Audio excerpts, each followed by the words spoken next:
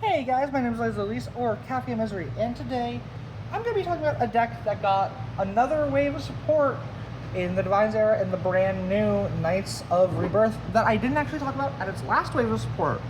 That being Cardinal Dominus Orfist Regis, and more specifically, actually,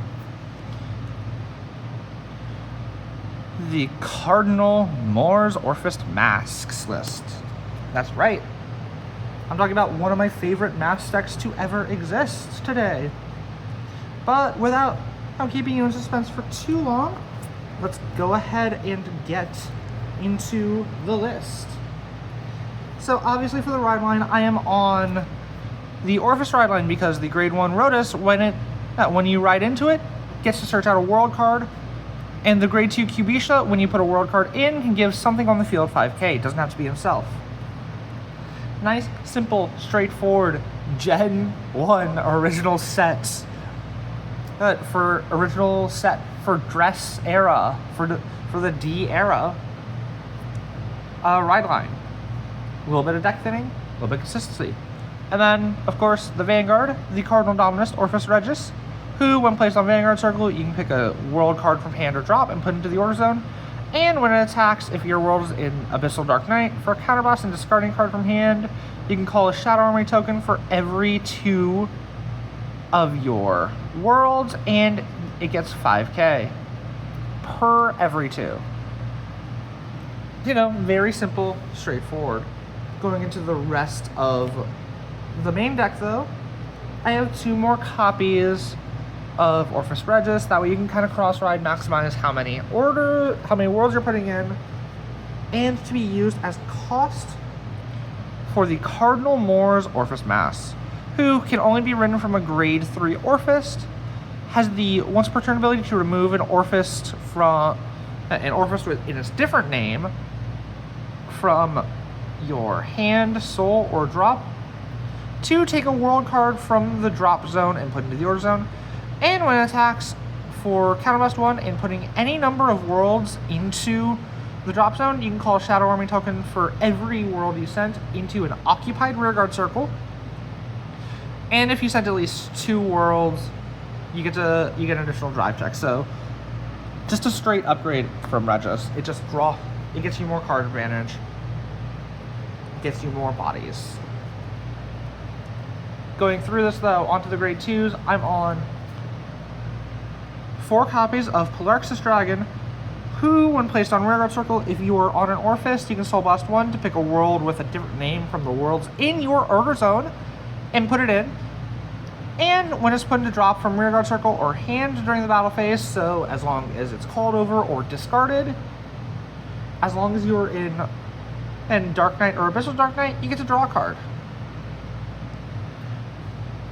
So it's card advantage. It's a great unit to call over with Orfist Masque because it essentially replaces itself.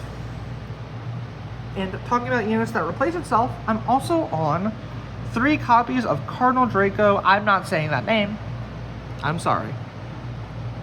But it has the skill that when it's put on rear or guardian circle, if you have 2 or more Shadow Army tokens, it gets 10k, so power and guard. And when it's retired during the battle phase from rearguard circle, you can put it to hand, which is retired during your battle phase, specifically. So, you can swing with him. If you already have Shadow Army tokens, it's 20 to 30k. Before anything else, call over him, you get him back, you have a good guard to use. Moving on to the grade 1s. I'm on 4 copies of the brand new from set 8, Cardinal Draco Delcomanis, who, on place, as long as you're in Dark Knight or Abyssal Dark Knight, you can ditch a world card and give it 2k. And in drop, if you have grade 3 or greater Vanguard, you can Energy Blast 2 and bind it to call a Shadow Army token. This is kind of better Opart. If you remember Opart, it did the same skill but for a counterblast 1 and didn't get the additional 2k power. It does unfortunately lack in the ability need to build up your board during the battle phase because it is Energy Blast 2 and Bind during the main phase to call Shadow Army token. But because of that extra 2k, it can actually hit on grade 2 still. It can be a good unit to just swing into with. Oh, I'm on only 2 copies of Cardinal Fang Raphalog. I feel like with these, with the 4 copies of this, you are seeing enough worlds. I would at most bump this up to 3.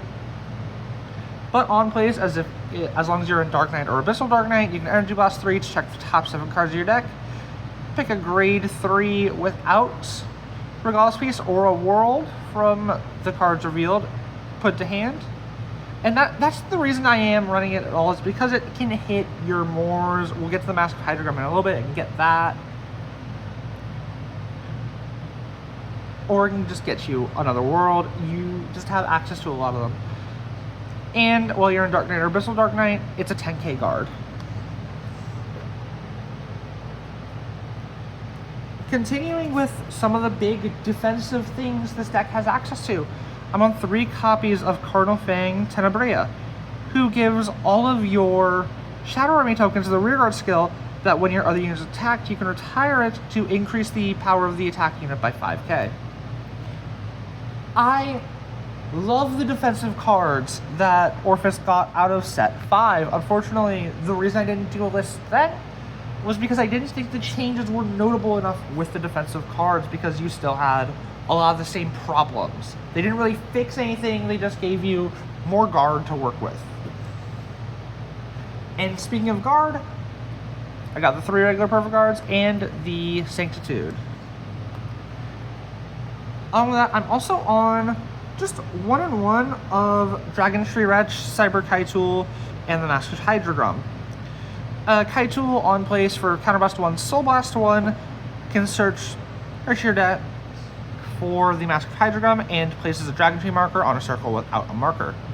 The Masque Hydrodrum, when it's played, you can check the top 5 cards of your deck to add a Dragon Tree or Masque card to hand, and then you shuffle.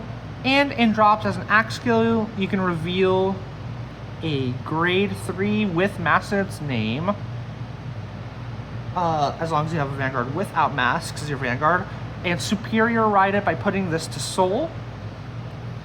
And if you haven't Persona Road that turn, if your opponent's Vanguard is grade 3 or greater, you Persona Ride.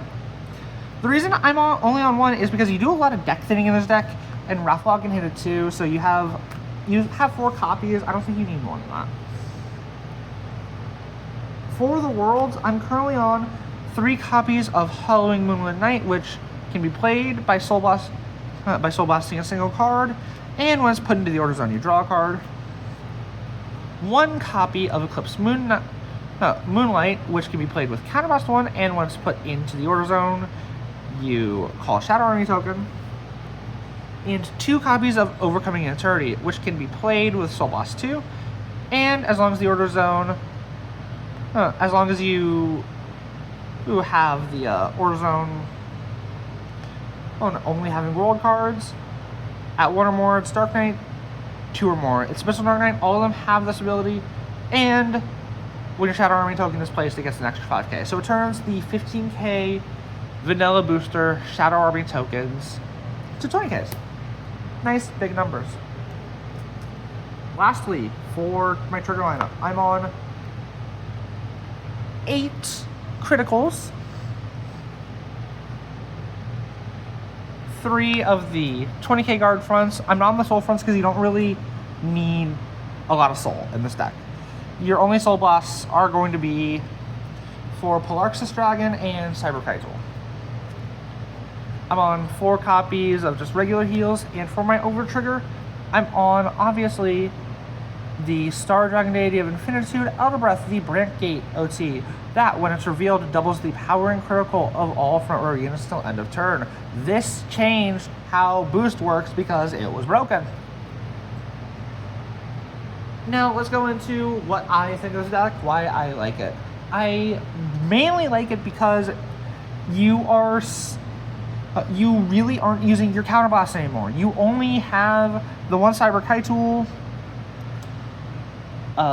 Regis if you have to, and the main one you're going to be doing, Cardinal Moors. So you aren't in nearly as much of a bind space-wise to have to make room for bolton lines, so that you can make sure that you have your counterblast.